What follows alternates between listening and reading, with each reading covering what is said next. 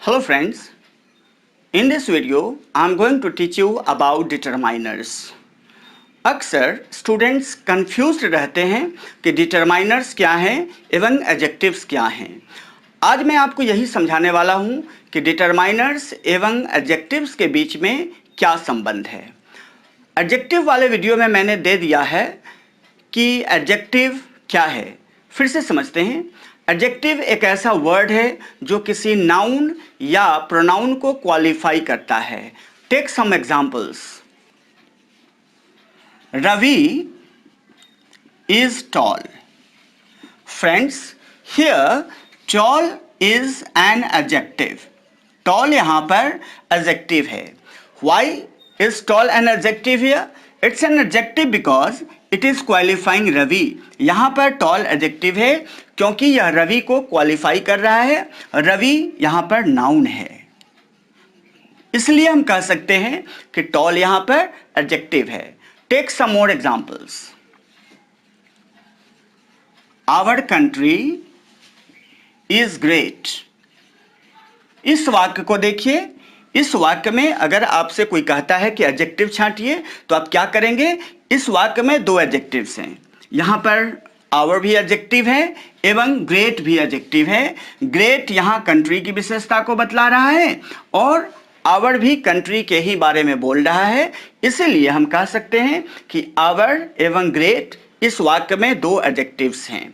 Take another example.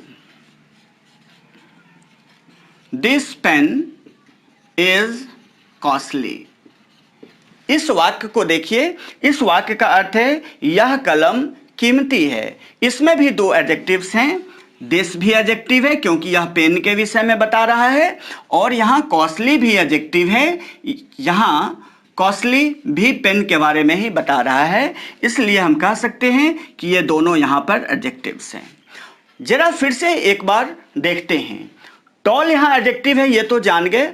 अब सोचना यह है कि टॉल शब्द में क्या बदलाव हो सकता है। ऑफ कोर्स टॉल एक ऐसा एडजेक्टिव है जिसमें बदलाव हो सकता है। Tall, taller, tallest. लंबा, उससे लंबा, सबसे लंबा। ये positive, comparative and superlative degree बनाने के लिए इस तरह से हम एडजेक्टिव में बदलाव करते हैं। कहने का यह सेंस है कि टॉल में बदलाव हो सकता है। ग्रेट देखिए, ग्रेट को भी बदल सकते हैं। Great, greater, greatest.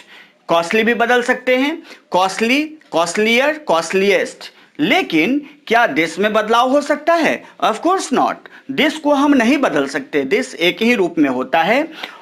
यहाँ आवर भी नहीं बदल सकते। आवर भी एक ही रूप में होता है। तो ऑलवेज रिमेंबर, जिस एडजेक्टिव में एफिक्स लगाया जा सके।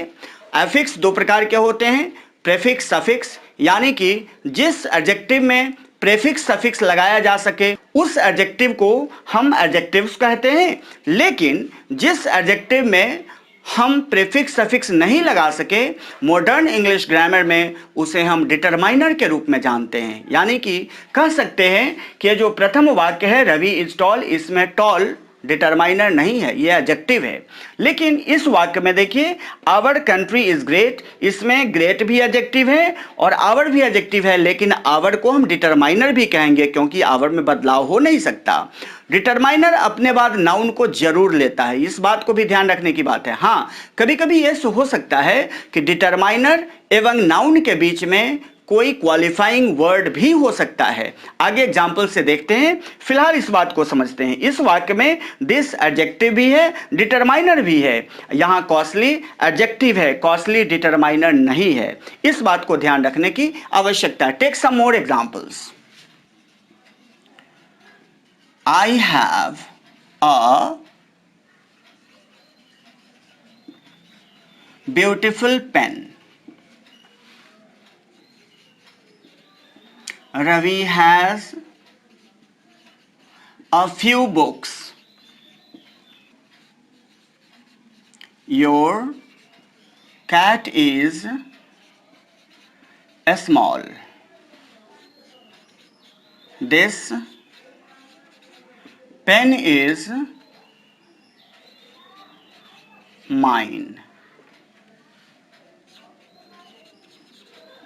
Each book is costly. यहाँ पर ये 5 वाक्य मैंने दिए हैं। अब इसमें से जरा डिटरमाइनर्स एवं एडजेक्टिव्स को छांटते हैं। ध्यान दीजिएगा, एडजेक्टिव यहाँ ब्यूटीफुल एडजेक्टिव है, ब्यूटीफुल डिटरमाइनर नहीं है।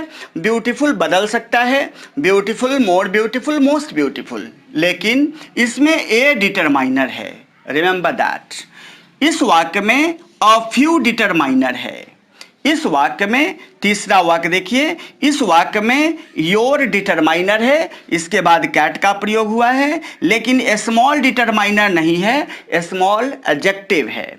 फिर यहाँ देखिए, दिस यहाँ पर डिटरमाइनर है और माइन डिटरमाइनर नहीं है, माइन प्रोनाउन है, पसेसिव प्रोनाउन है। यहाँ पर इच डिटरमाइनर है, लेकिन कॉस्टली एडजेक्टिव है। But remember, keep it in your mind, एक चीज ध्यान रखिएगा, जितने भी डिटरमाइनर्स होते हैं वे सभी एडजेक्टिव्स ही होते हैं, लेकिन इस बात को भी ध्यान रखिएगा कि जितने भी एडजेक्टिव्स होते हैं वो सभी डिटरमाइनर्स नहीं होते हैं। डिटरमाइनर के बाद नाउन आना जरूरी है, लेकिन कभी कभी डिटरमाइनर एवं नाउन के बीच में कोई क्वालिफाइंग वर्ड हो सकता है। तो फ्रेंड्स, इस तरह से आपने समझ लिया कि डिटरमाइनर एवं एडजेक्टिव्स में क्या क्या संबंध हैं। Thanks for learning, keep watching, thank you.